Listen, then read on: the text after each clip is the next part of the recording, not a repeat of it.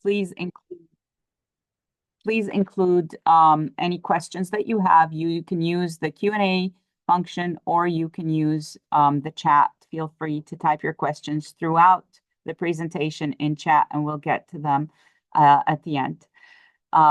So Molly is going to start us off as the Executive Director of New Hampshire Democracy Fund, and then Susan will join, or Stan will join. She's the Deputy Director of the New Hampshire Democracy Fund. Before joining the New Hampshire Democracy Fund, she ran the media relations and was the brand strategist at Tom's of Maine. And prior to that, she was the communication director at and part of the leadership team of nonprofit organizations in New Hampshire as well.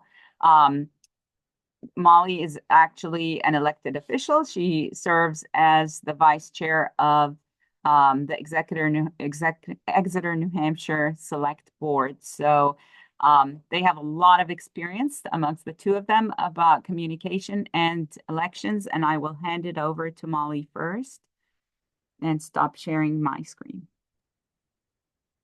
Thank you, Xenia and New Hampshire Businesses for Social Responsibility for having us. I'm going to just pull up my presentation, and hopefully you will not see my very messy desktop in the meantime. Let's see if I can do We this. all have one, yeah.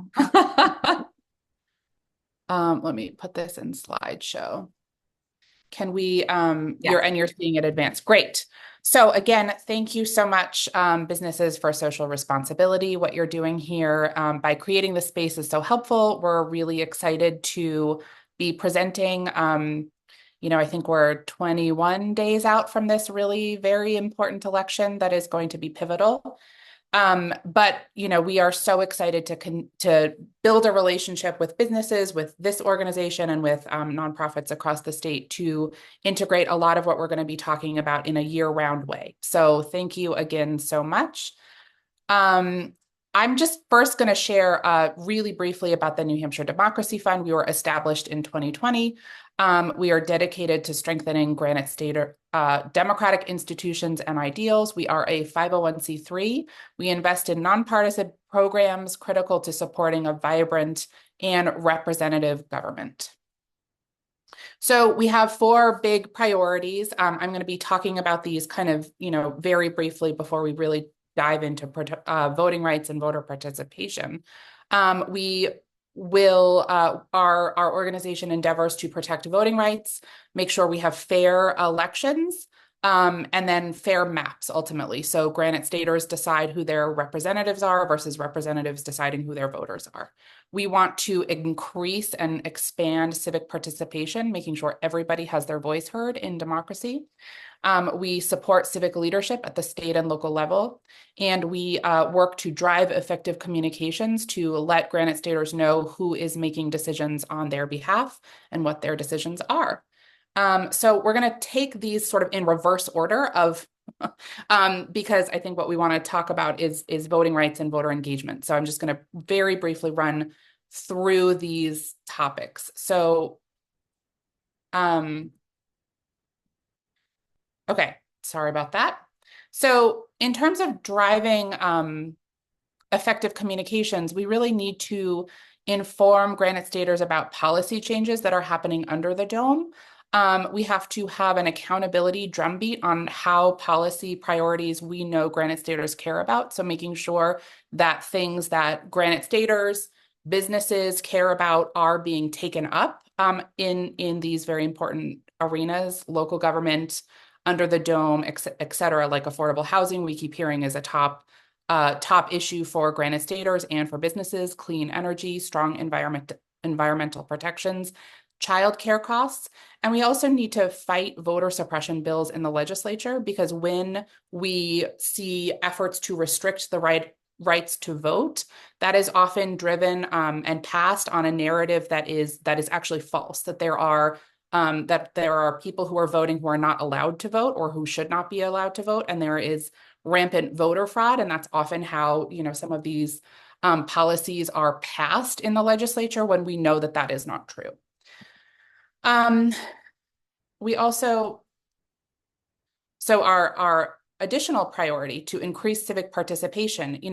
When I talk to national partners and national funders about New Hampshire voting laws, if you only look at one indicator, you are missing the full civic engagement picture. So here is a map of voter participation in the United States. And you can see that we're here in the yellow with a bunch of other states who have higher than a 72% rate of voters participating in their state elections. So if we only look at that indicator, then we have a pretty rosy picture of what New Hampshire is dealing with and how we are participating in our election.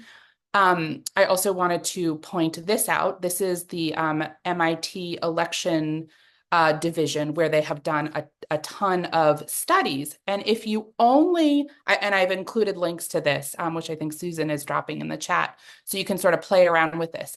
If you only click on the one indicator that is civic participation, we are number 7. If you include all of their civic participation indicators, we are number 46.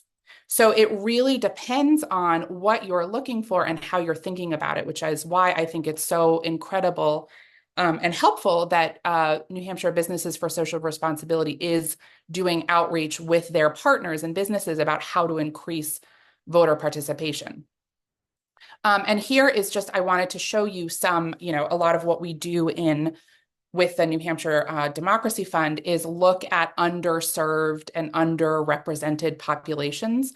So what I've done here is I've shown you the 3 most diverse wards in the state. That means they are non-white wards. And so I wanted to show you that if you're looking at these wards in particular, this is where the voter participation is. It is drastically under the state as a whole. And so if you're only looking at voter turnout and you think, oh, great, New Hampshire's number 7, we're good to go, then you're missing a real picture in terms of accessibility and who's showing up to vote. So I also wanted to really briefly talk about supporting civic engagement at the state and local level. So there are a couple of challenges. New Hampshire really depends on volunteers in order to run its state government and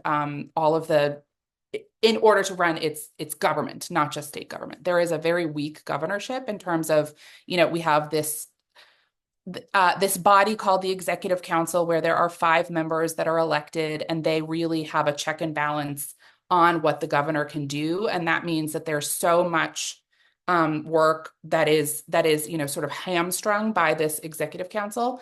It is a throwback to when New Hampshire was still a colony, and we have not changed it since. We also have some barriers where the average age of the legislature is 60 years old. So that was from the most recent election. There is $100 you get for serving in the legislature, which is a barrier to serve. There is a 400-member House. The staff to legislator ratio is very small. So for all of those 400 members, each legislator does not get their own policy person. There are very few actual policy people that serve in the under the dome in New Hampshire. There's no centralized board of elections or county-run elections like in other states.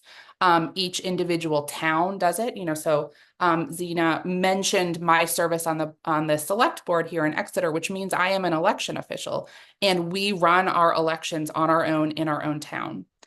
Some of the other challenges include there is a full-time legislative commitment. So, the legislature meets for 6 months every year, even in non-budget years. And there's, part-time local leadership where, a lot of small towns don't have a town manager or city manager, and they are really dependent on folks just stepping up to serve. So one of the things that we are working on is how do we potentially offer legislative reform when reducing the size of the legislature or increasing pay to the legislature seems pretty unrealistic and sort of a big hurdle that we're not going to overcome. Can we reduce the number of days that legislators are serving per session? Can we change the legislative hearings to optimize public input and involvement? reforms that allow increased access to serve? Can we talk about changing the staffing professionalization issues to issue areas so that people are actually getting what they need? Now we're into the protecting voting rights, fair elections, and fair maps, and what organizations like yours and the companies that you serve can do about this. So one of the things that we really wanted to drive home is in studies that rank states by ease or cost of voting, New Hampshire's position has declined. We were pretty good in 1998 to 40th in 2016, and all the way down to 50th in 2022. And actually, this most recent election or this most recent legislative cycle, we've actually made it worse, but you can't sort of drop below 50. So I think we're just going to stay right at 50. And this is not because our laws have substantially changed from 98 to 2016. It's because we actually stayed the same versus other states getting a lot better. So I just want to really briefly highlight why that is and what that means. So here's progress at the national level. So there is, we're sort of stuck in our own ways. 43 states have implemented online voter registration, which means that you could, sit down at a computer with an internet connection, have all of the documents that you need to register to vote. It sort of varies by state. Input everything. The state has a way to check to make sure that your documents are meet the criteria, and then you're registered to vote. 24 states have automatic voter registration. So what that means is if you show up at the DMV, for example, and you meet the requirements, some states, include non-residential or non-citizenship driving permits. So then that means that you would not be automatically voter registered to vote. But if you meet the requirements for voter registration, you are automatically opted in so that you are a voter. A lot of states have no excuse early voting. So that means if you know that you're going to be working or your kid has a soccer game or whatever it is, and you're busy on election day, you can drop off your ballot in a number of different places and you can vote early.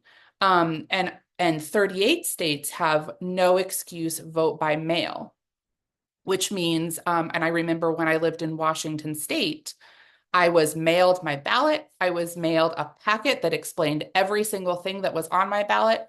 And I was mailed, and it was free to return the ballot. So I just had to sit there, fill it out, return my ballot, and I was able to do it up until 3 days before the election. In New Hampshire, there is none of those options to vote, which really curtails what businesses can do. Which is why I spent a little bit of time, sort of talking about some of the things the other things that we're working on, because we do not have to live like this. One of the things that New Hampshire does have is same-day voter registration. Only 23 other states have that, so about half. And we are included in that number, which means that if you are not registered to vote, or if you were registered to vote in another location, you can show up to the polls on election day and register there. We're going to talk in a few minutes about how the legislature just worked to make that much harder. So I just also wanted to highlight, one of our friends in Colorado, which is a really robust voting opportunities. They have secure automatic voter registration. They automatically update your address if you've moved because their systems talk to each other. You can register to vote online. You can, there is no excuse. If you want to vote by mail, you can just send in your ballot. They have early voting, election day voting, and same-day registration at voter service centers. So that's Colorado. Here is the ways that you can send your ballot and you can vote in Colorado, which I think is a really good. Our friends at IRG made this very sophisticated, maybe not so sophisticated, but this really nice diagram. And then we're going to contrast it with how you vote in New Hampshire, which is maybe not in my in my deck, but there is only one way to vote in New Hampshire, which is really bad. So the other thing that I wanted to do is I wanted to highlight this voter suppression bill that was passed and signed into law, sort of, on that disinformation that I had talked about how there is a lot of voter fraud. And so what the bill would do, which was just signed into law, it does not go into effect this election season, but it goes into effect 5 days after the general election, is we have tightened voter ID laws so much so that we are the most restrictive in the country in terms of requiring documentary proof of citizenship in order to vote. So what that means is if you sign up to vote for the first time in New Hampshire, you have to bring your passport, your birth certificate, or your naturalization papers if you were not born a citizen here. And that is, we have seen in Kansas, that law has been overturned by the George W. Bush administration, judges that were put into place by the George W. administration, because Kansas had turned away 42,000 voters in the 3 years that it had been going on. So we have some grantees, some partners who are already suing. I do not want to spend a ton of time talking about what this means because the things are changing so much. And we are here to talk about what businesses can do to encourage civic participation and voter participation now.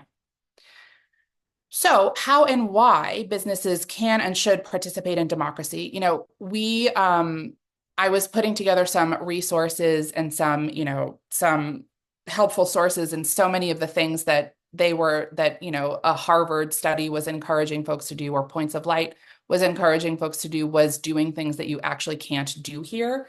In New Hampshire, one of the other things that I haven't talked about is that there is no third-party voter registration, which means that, sometimes you'll be walking along a city in New York or Seattle or Maine or wherever, and people are on the corner in a farmer's market or, in a busy street registering people to vote. Now, in New Hampshire, there is no third-party voter registration allowed. So you have the opportunity to register in person at your town clerk's office, which is a barrier to vote. What this also means is businesses can't host like a voter registration drive, but we put together some really helpful resources here about why and how you can do this. So you can distribute information about how, where, and when to vote. You can host a pledge to vote event or voting celebration, which would be really wonderful and helpful. And if you need information about how to do that and where to do that, we have all of that information available. You could allow employees use of printers for absentee ballot registrations, as well as paying postage. So, and I talked about there are very limited ways that you can actually register to vote. You can, but if you are going to be out of town, if you're going to be caring for somebody who is sick, if you can plan for all of this, then you can vote absentee.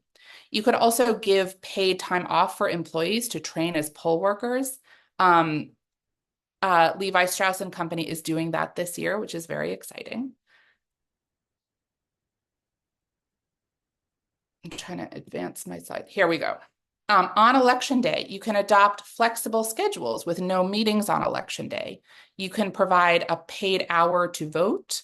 You can send an email to remind folks to vote. There is research about social pressure, where sort of language to use and things that make a difference include, who you vote for is private information, but the fact that you vote is public information. So let's join and have a really robust showing among our employees.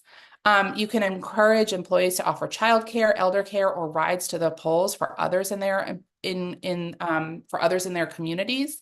You can reduce hours on election day to ensure that people can get there to vote. One of the biggest barriers to voting, especially for working folks, is they just don't have the time or the childcare or the availability.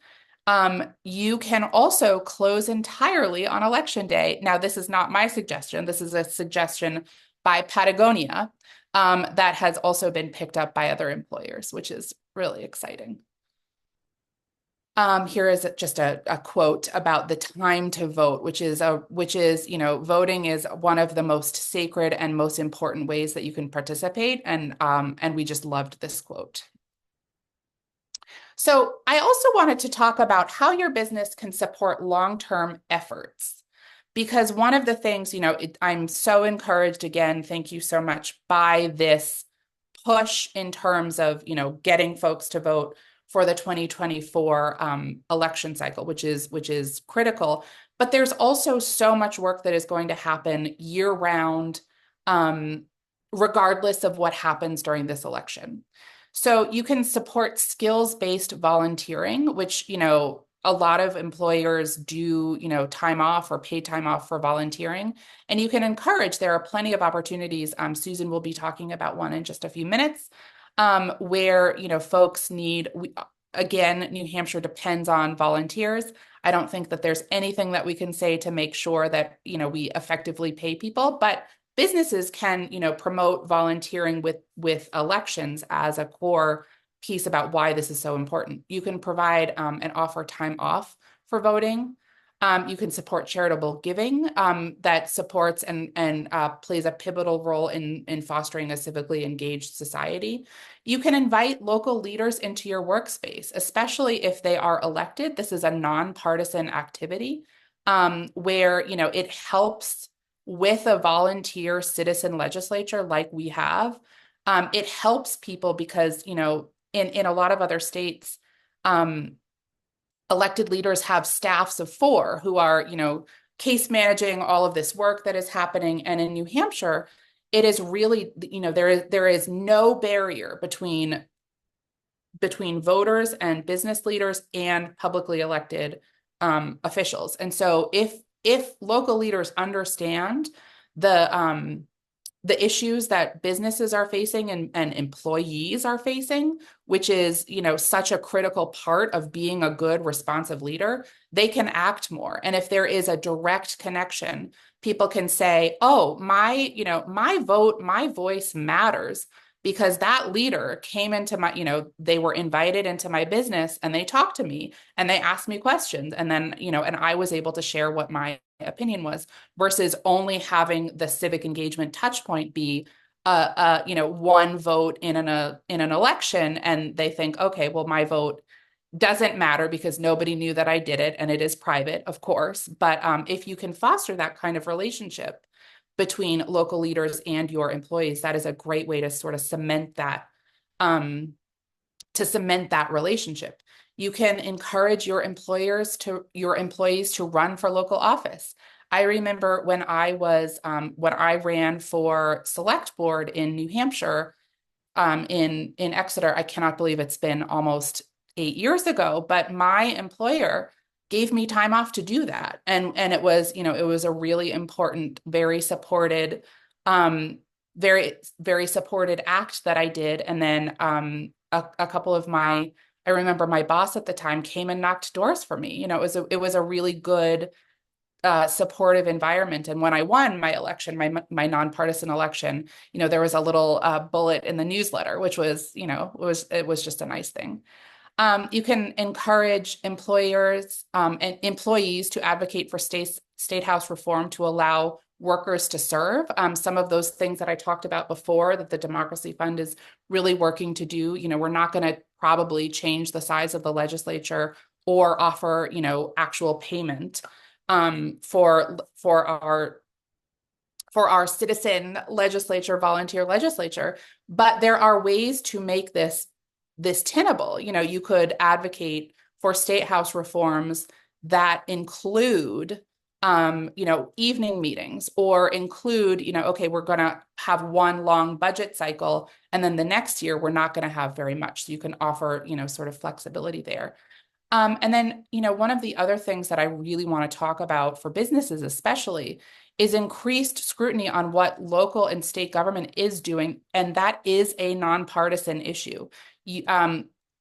Leaders need to listen to leaders need to listen to everybody, but there are a number of studies that indicate that leaders listen to voters more than they listen to non-voters. So if you are able to say, every single one of my employees is a voter, they are likely to take your concerns a lot more seriously than if you just say, here's a bunch of people here who you should pay attention to. And then the other things that businesses can really do is advocate for election law changes to encourage third-party voter registration abilities. So that means that you could host, especially if you're a bigger business, you can host voter registration drives where you invite your employees and their families to register to vote right there. And it can be a celebratory, participate in civic engagement and democracy.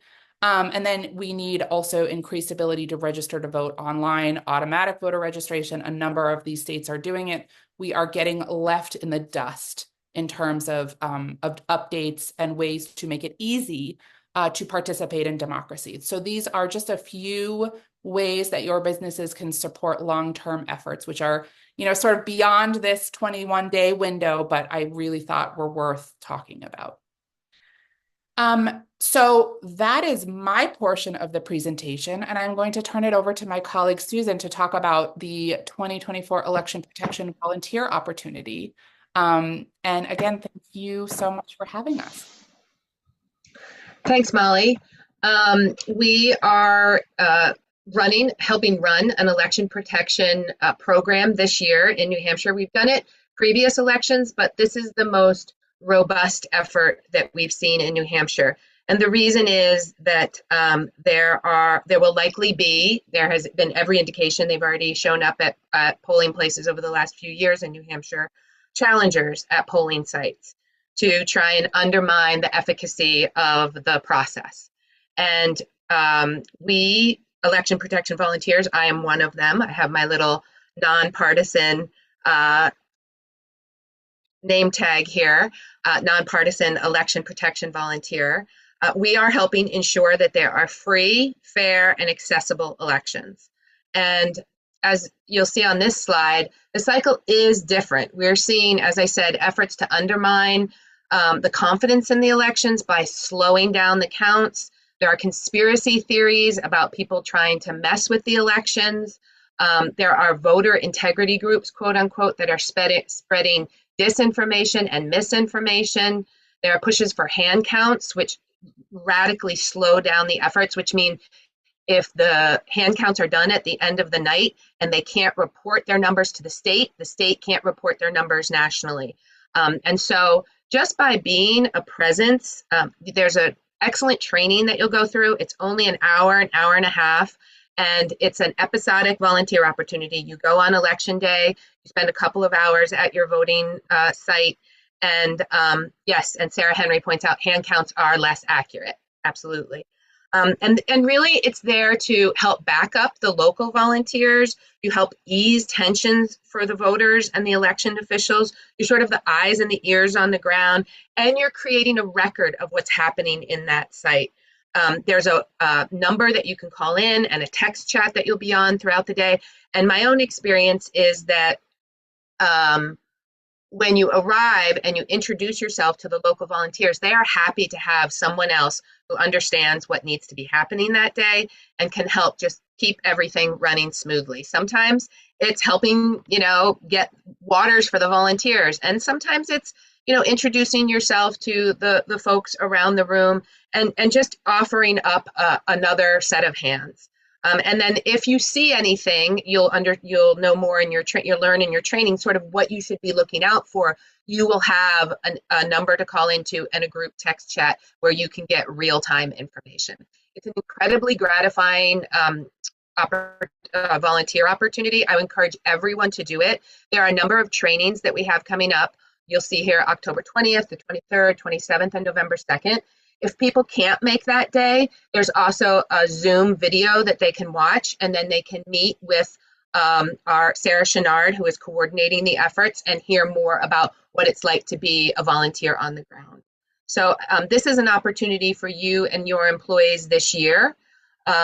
And my email address is here. I'm happy to stay on after if folks have questions about it. But it's a great way to be involved, to see how your town or city, or a town or city nearby you, it runs elections and the work that goes into it, and to help make sure everything runs smoothly. Thank you. So I'll thank everyone for coming today. Molly and I, our email addresses are here, and we're very interested in continuing this conversation either here or afterwards. And we'll be sending out some materials so that you have everything that we put in the chat. Michelle asks, can someone register to be a poll worker still take this training? Yes. Yes, if you are registered to be a poll worker in your own town, you can still take the training, and then you can see if your town has plenty of volunteers, then maybe there would be an election protection opportunity for you to go to another town and help out, for sure. Susan or Molly, I was wondering if either of you or both of you could address, a lot of our businesses are taking on DEI journeys and doing a lot of culture change to become more inclusive and have more belonging in the workplace. And there is a link between voting and having more belonging in your community. It's if you could address how that aligns with the business efforts within the organization to have more voting employees in their communities. That's such a great question. And that is also why I included that health indicator, the health equity indicator, because it is now organizations and nonprofits are studying this as an indicator of health, actually. Voting increases the likelihood that you feel represented, that you feel like you belong. And I think it's such an important component of feeling like you are actually represented, your views are represented. And that's we didn't go into this at all in the presentation. I did make a slight reference to the Fair Maps work that we are doing, which is around redistricting and gerrymandering. And then before the Fair Maps fight comes the census. And that is such an important part around building trust especially with our minority populations and our BIPOC folks, community folks, because there is such a distrust, probably deserved a little bit with the government and BIPOC folks. And so what we are really wanting to do is make sure that businesses, that leaders, and that, frankly, that elected officials understand and are connected to every population in New Hampshire. And that's also why I wanted to really illustrate, like, if you're looking at voter turnout numbers in New Hampshire, because we are very old and very white and very educated, those all indicate a much higher turnout rate than what if you actually are diving into some of these underserved and underrepresented communities. And what our real obligation to our state is to tell the changing story of New Hampshire, tell the changing story of who is participating in government, and really doing some deep dives to make sure that everybody has their voice heard. I encourage you to include your questions, whether it's in Q&A or chat. In the meantime, I was wondering, one of the barriers to voter registration or the information that you shared with us is language accessibility. I know many of our manufacturing or warehouse distribution businesses have a lot of non-native English speakers or English second language, and they would prefer to get the information in other languages. Is there a way that businesses can direct them to resources or places where they can get that information in the most spoken languages in New Hampshire? Yeah, that is such a great question. So yes, they can. We are, the Democracy Fund is paying for this work and this information to be translated into some of the more commonly spoken languages, not just Spanish and Portuguese, but also Chinese and a number of other dialects and languages. And so, Susan, if you could put in the chat the New Hampshire Campaign for Voting Rights, their website. I think there are only 2 languages available now, but we definitely see this as an equity issue and see this as a place to put resources. And if the state isn't going to do it, we are going to do it. So we are actually in active translation right now. But I'll make sure that once we have all of those other translations available, that I'll ping you and I'll send it along so you can include it. Thank you. I did add Spanish in the chat Great. as well. Thank you. Thank you. Welcome your questions. Please share them in chat or the Q&A. I've heard about Patagonia before and other companies that are very active in driving voter registration and have pushed voter registration to, in some cases, 100%. And some of it is simple. Can you give us like simple examples of what small, medium-sized businesses can do with limited resources of maybe social media campaign of I voted or staying nonpartisan, but encouraging the vote? I think, I think the social pressure is the most important piece, I think, I think it's really emphasizing like what your vote is private. Nobody knows who you vote for, but the fact that you vote is public. That is public information, that is accessible information. Doesn't mean that we're going to go look it up, but we could. And I think that there's like, and there's a lot of research because, I've heard from some of our BIPOC grantees that feels a little like pressure or like, it's not going to land well. But also, if we are looking at an engaged, informed citizenry who participates in voting, we want to ensure that we're using the most effective practices to get folks to turn out and vote. And so the social pressure is the most important piece. The other thing that I would say that businesses should and can do is offer paid time off to go register to vote, because it is an annoying thing to have to do in New Hampshire because we do not have, third-party voter registration or online automatic. We don't have any of those things. And it is a very easy process if you know what to do. So there are links that go along with the New Hampshire Campaign for Voting Rights that I would encourage all of the businesses to check out, because that it has, sort of simple, easy to follow ways to register to vote, with the caveat that because this is such a decentralized, it's voter registration is so decentralized, town clerks and town offices are only open as much as they're open. And so, so there are a lot of barriers for folks to be aware of and understand. So, while I would love to say, oh yes, just offer, paid time off for, on a Tuesday at 10, I can't actually guarantee that you could actually go and register to vote at that time. So we have a lot of transient student population in New Hampshire, and they're allowed to register and vote in the state. We have a lot of members who are higher ed institutions in NHBSR, like Dartmouth College or UNH. Can they be promoting voter registration, or what can they do to encourage students to register?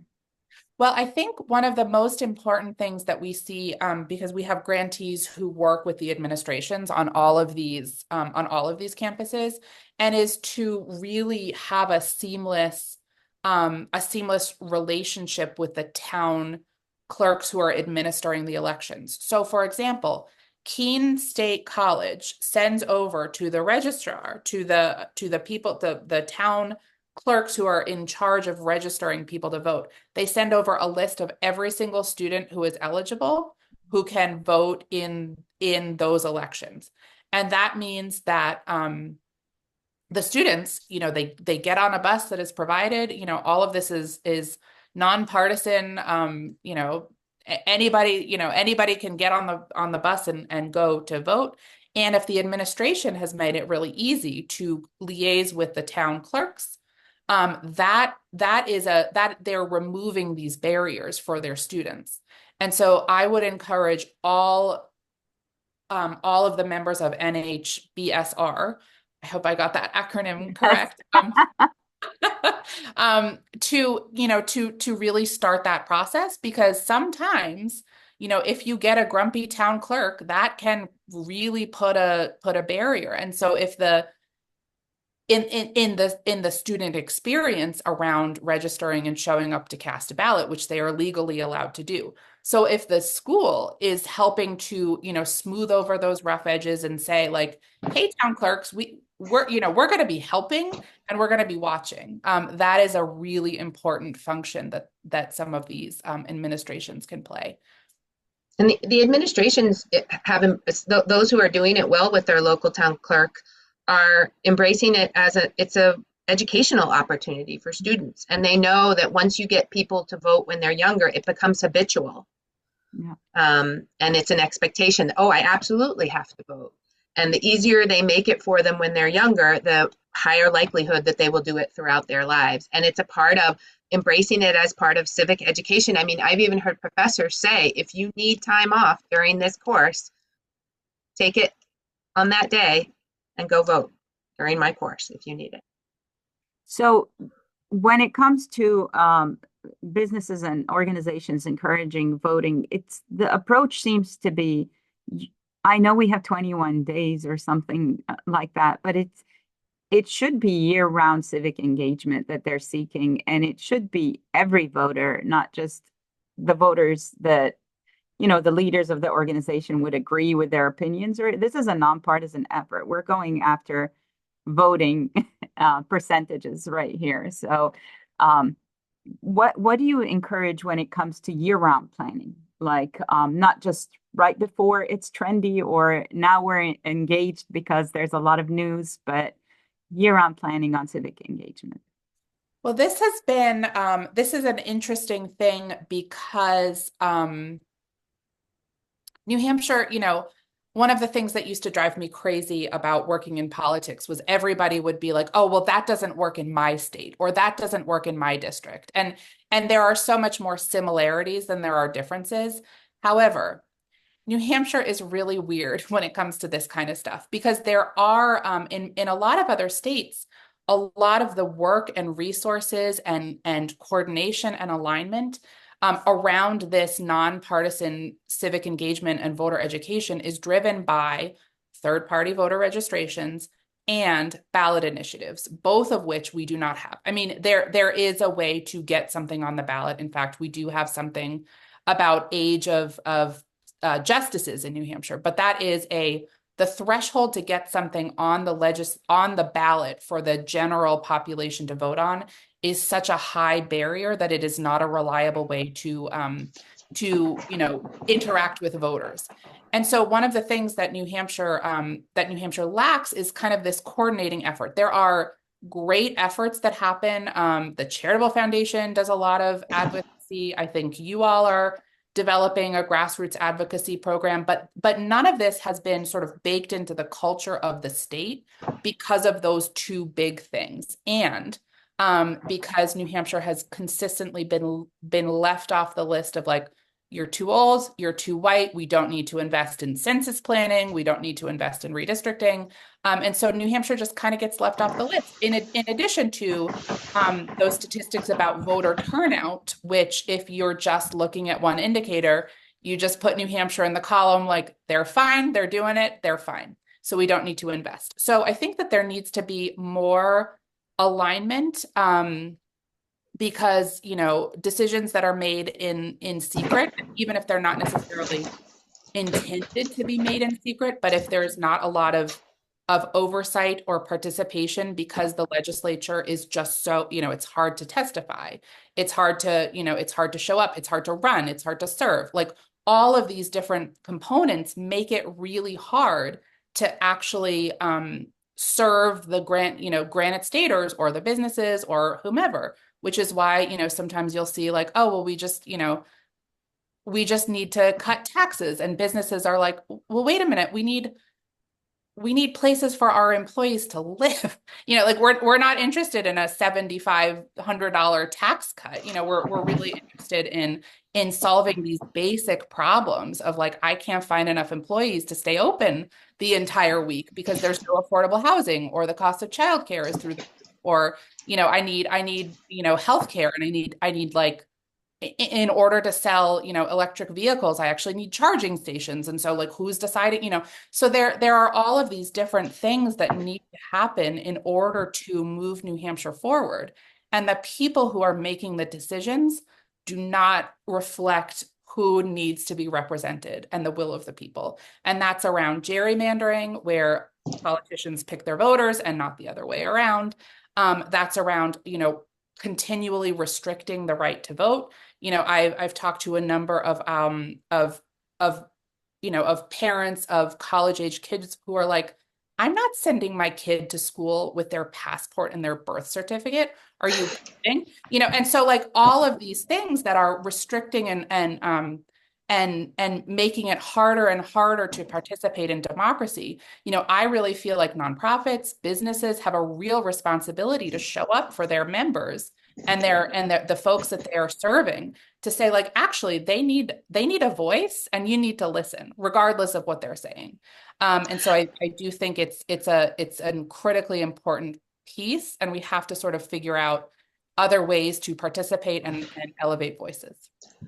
I think that's great. And I think a concrete way to do that in the workplace, you could ask employees what issues they want to learn more about and have issue experts come in, do lunch and learns, do after hours to learn about, okay, childcare policy at the state level, how does that impact my life? And have someone come in and talk about that issue. Housing, voting rights, a number of other things. You could do those throughout the year, and that will introduce you to leaders that you could have elected officials coming in and talking about it, but you could also have issue experts coming in to talk about it, and some of the nonprofit groups that are doing the great work on the ground, and have them come in, and then you're creating community because they're meeting people who are doing work, and then there may be volunteer opportunities with those organizations, and then you're building the fabric of your community while helping educate and do that year-round engagement. And then maybe they're more likely to vote in a non-presidential year election, or, oh, I met that state rep and I really like them, so I'm going to go out and help them get reelected, or I'm going to go and talk about my own experience with childcare or elder care, offer testimony at the state level. So I think bringing those resources in, whether it's written or actual like lunch and learn kind of experiences, would be really rich and meaningful for employees. Yeah, thank you. I would encourage businesses that are attending this recording or live webinar to check out all the webinars that we offer during Lunch and Learns, because we do bring you the experts if you're a small business and don't have the time to do that. Like they say, participating in one employee resource group or one club outside of your work, it encourages social capital, builds it up, and strengthens, like Susan said, the social fabric, and that drives civic engagement. So it all works out. I want to thank you for giving us your time, and I also want to share with attendees an opportunity to, right after the elections, join us for an event coming up, our Sustainability Slam, where we share impactful stories. We do inclusive networking, and it's the funnest event of the year. So if you're interested, we'll put the link in chat, but it's nhbsr.org/slam. Register there. If you need access, please let me know. Thank you again for attending. Thank you for the information. We'll be sending a follow-up with recording and all the resources that Susan shared in the chat, along with other resources from Business for America and our partner Climate Collaborative. So you will have lots of resources to go through. Thank you both for your time, and we'll see you guys later. Thank you. Thank you.